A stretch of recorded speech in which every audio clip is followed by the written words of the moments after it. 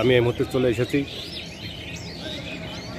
ভাঙার পাশে একটি জমির ক্ষেত আপনারা দেখতে পাচ্ছেন। এখানে শুধু পেঁয়াজের ক্ষেত, পেঁয়াজ আর পেঁয়াজ। এই এলাকায় প্রচুর পরিমাণে পেঁয়াজের ফলন হয়। এখানে আপনারা দেখতে পাচ্ছেন কৃষকরা মাঠে ঘোরাঘুরি করছে। এখানে একটি নান্দনিক দৃশ্য, আমি সেটা আপনাদেরকে একটু দেখানোর চেষ্টা করছি। দেখুন এখানে শুধু মাঠকে মাঠ, সবই এখানে পেঁয়াজের চাষ হয়েছে। কৃষকরা এখানে পেঁয়াজের চাষে প্রচুর ফলন হয়।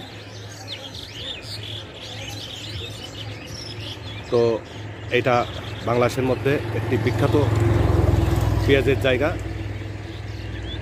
তো আপনারা যদি পেঁয়াজের ক্ষেত দেখতে চান বা পেঁয়াজ সংগ্রহ করতে চান, চলে আসুন এই ভাঙা এলাকায়। ধন্যবাদ সবাই।